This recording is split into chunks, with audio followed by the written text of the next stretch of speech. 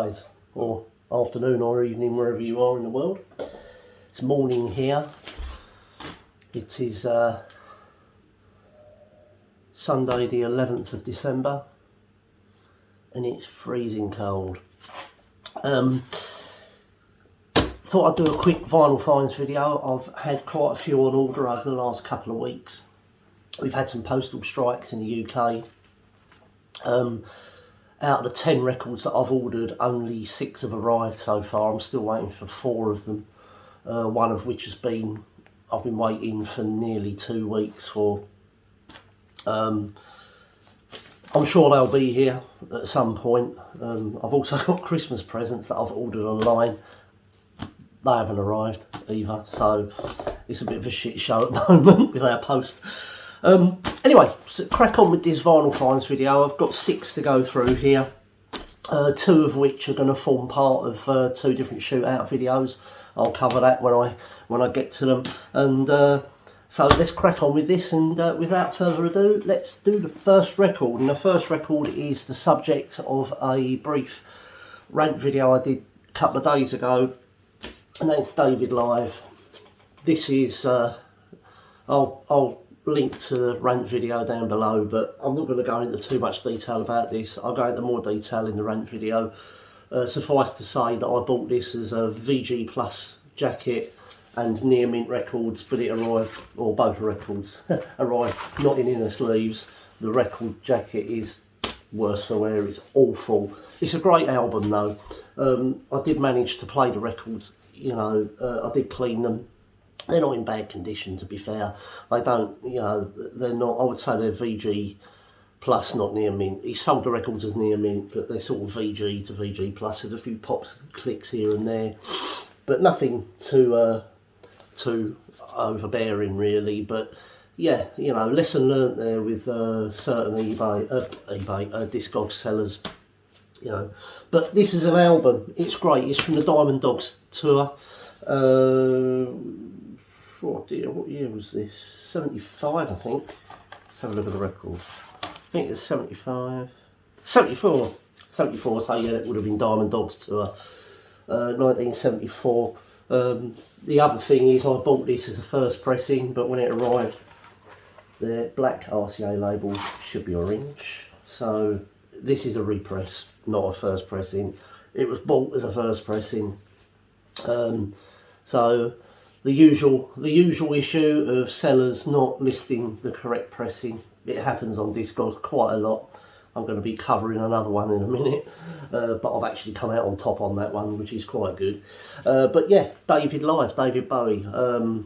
Not actually in my collection at the moment. Well, it is at the moment, but it won't be for much longer. It's going to be going to the charity shop during the week, and I shall rebuy a new pressing of it in better condition and the proper pressing that I want. So the next one, right, so the next one is going to form part of a shootout video that I've got planned for the new year. I probably won't get round to it this time, this side of Christmas. It'll probably be something to look forward to in January, and that is Still by Joy Division. This is an original first pressing. This is not the Hessian cover, this is a standard card cover. It's still got the price sticker on it, which is £6.99 from the Virgin Record Store. Virgin Mega Store. Virgin Records, yeah. So,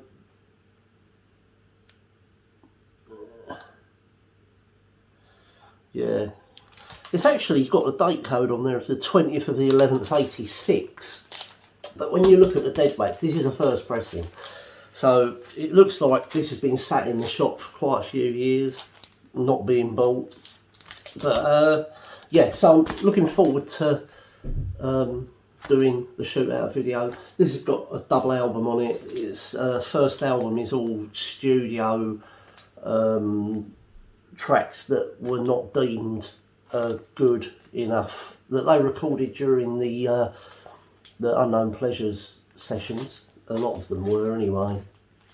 And the second album is famously the live one, the last live performance that Ian Curtis had done with Joy Division, which was at, forget where it was now, some university up in Manchester.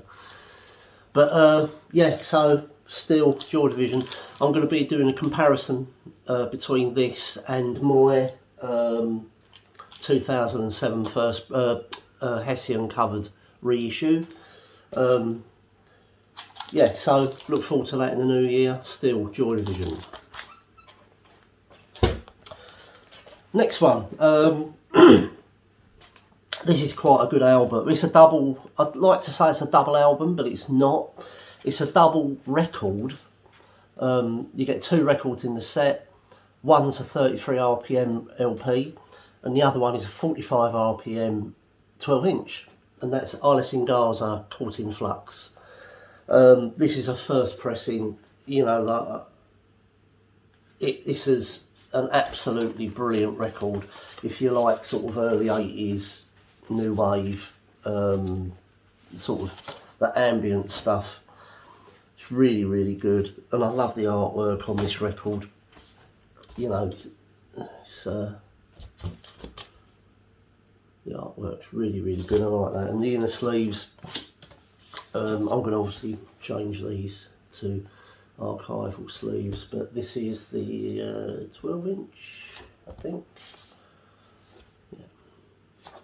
And you get the other one, which is the LP, I believe. But these inner sleeves are lovely, you know. But this is on Cherry Red Records. It was it's been on my wants list for quite a while, and I've now got it to go with my other Eyeless in Gaza record, Red Rust September, which I've got, which is another great record of theirs. This is an earlier one. This is, I think, from 1981.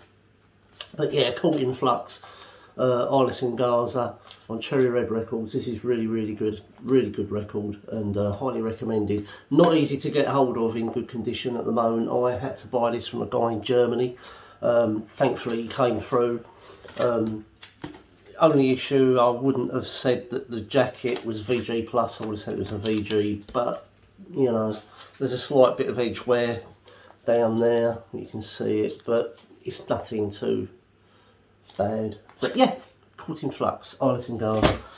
Right, the next one has been on my wants list for quite a while, and it's from a guitarist perspective, it's sort of one of the records that, as a guitarist, you should own. It's, you know, it's one of those records, and that is Frampton Comes Alive.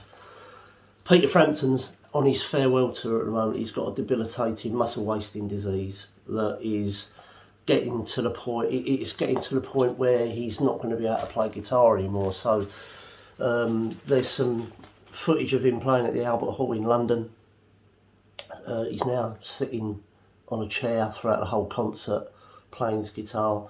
It's sad to see, and you know, but Frampton Comes Alive, one of the most highly respected live albums ever recorded.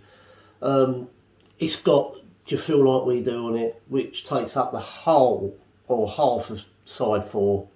You know, he generally closes all his concerts with that track, and it's a brilliant record.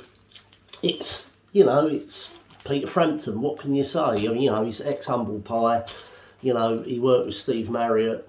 I'm looking at trying to get some Humble Pie, actually, because I really, really like the Small Faces. Love Steve Marriott. So Humble Pie's sort of on my radar. I haven't got any of theirs at the moment, but yeah, Frampton Comes Alive. This is a double album. You can actually pick this up for real sort of cheap money at the moment. I think I paid, you know, I think I seriously paid about £8 for this, and it's in VG Plus condition. It's excellent. It's in really good nick. It's on the A&M label. It's in good, you know, you can pick this up, you know, dirt cheap, and it's a really good record.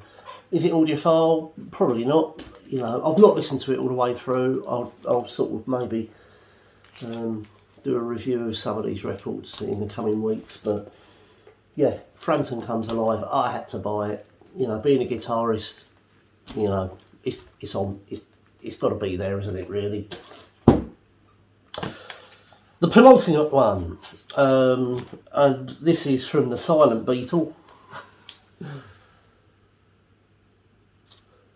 Living in the Material World, George Harrison. This is a first pressing. This I bought from a seller that I've dealt with in the past. This is in astounding condition. The laminated sleeve is still in immaculate condition. There's no creases in it. He sold this as VG Plus, and it is in exceptional condition. All of the inners, the inner sleeve and the other bits and pieces. You got a lyric sheet. Got a lyric sheet with it. A beautiful picture of Hare Krishna there. He was well into his Hare Krishna at this stage.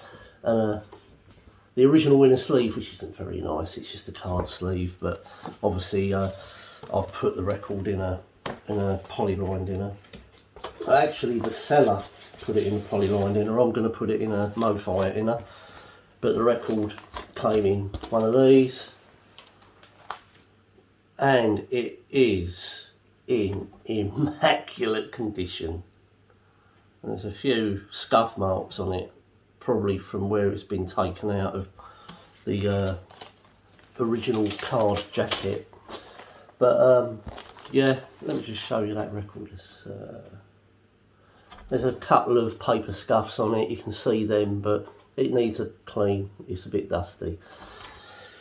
But let's see if I can read the dead wax on this. It does need a clean, but it is in extremely good condition. So, living in the Material World, George Harrison, to add to my ever growing collection of George Harrison records, which highly underrated. You know, he's well respected amongst other musicians, and he's definitely respected amongst Beatle fans, as you know, he brought out the most important post-Beatles album in All Things Must Pass, you know. But this is a great record, Living in the Material World. And yeah, this cost about 20 quid, I think, when I bought this, with £5 shipping. It's in really good condition. Steve, who I bought this off of, I've dealt with him a number of times in the past. He knows what he's talking about. I'll always go back to him. You know, he's on my Facebook. He plays in a band as well, who you've probably heard of, but I'm not going to share that. But yeah, so it'd be on the side to his band work. He sells vinyl records, and he does a really good job of it. Well done, Steve, thank you. Now, this is an interesting one, because this last record is going to be subject to another shootout video that I've got planned. Now, I ordered an original UK first pressing. I paid £20 for it, plus £5 shipping, something like that. And when it arrived, it was the wrong pressing. But I've actually come out on top. And I haven't told the seller this, because I'm going to keep it to myself. It's, you know, it's your own fault for not doing your research. So what I bought this, it's Turn of a Friendly Card by Alan Parsons Project. And I ordered a UK first pressing, and it was supposed to have been on the PRS factory. It's a PRS pressing, which I believe is the first pressing, it's the first UK pressing. What I actually got was the UK first pressing, but the limited edition mastered at Teldec half-speed master. Which especially pressed for Arista Records by Teldec, West Germany. It shares exactly the same catalogue number as the first pressing, first UK PRS pressing. However, this has got the hype sticker on it saying it's a half-speed mastered, limited edition, imported pressing. I've already listened to this, and I can tell you now, this is really, really good. I was surprised. But it has scuppered me a little bit because I still want a UK first pressing. So, you know, I'm going to do a shootout with 3 different pressings now rather than just 2. Because the other pressing I've got is a speaker's corner, which is all analog. Obviously, this is all analog, but this has been cut at half speed, so this is good stuff, you know. So I'm sort of holding my judgment until I get an actual standard first pressing. It just means I've got to buy another one, which is okay, you know. You can never have enough Alan Parsons in your collection, can you? But yeah, this sounds... When I looked on Discogs, the only Teldec pressing that was on there was the first pressing. When I looked at the images, there was no sticker, and there was nothing in the notes or the blurb on Discogs to say that it was a half-speed mastered record. It's the only Teldec pressing that's listed on Discogs. So I've changed that listing over to this, because I suspect the original person that posted that probably had this, but without the sticker, because there's nothing on the dead wax that tells you it's a half-speed master at all. It just says that it's just got the catalogue number, DLART-1A and 1B on the A and B side, and then it's got stamped manufactured in Germany on the dead wax, and that's all there is on it. I suspect they were exactly the same pressings. The only problem is the guy that initially posted it on Discogs didn't have this, so he didn't know it was a half-speed mastered pressing. But now we know, right? And it actually says there, get in, there you go. Teldec, there you go. So I'm looking forward to doing this shoot now, because I really, really like this album. It's actually my favourite Alan Parsons album. Not many people show a lot of love to this, but I really like this. I like the way it's been laid out. But yeah, so it scuppered me, but I've actually come out on top because I've got a better pressing than what I thought I was going to get. That's it for this week. Like I said, I've got 4 more records on their way. If they arrive before Christmas, I'll do another vinyl finds video just to round the year off. I'm thinking about doing a you know, top 10 vinyl finds for 2022. I don't know yet if I'm going to be able to squeeze that in. I'll see if I can. I've got a lot on at the moment. I'm hoping to do the unboxing of the Vinyl Sonic ultrasonic record cleaning machine, if it arrives over the Christmas period. Hopefully it will. That'd be a nice Christmas present for me if it does arrive.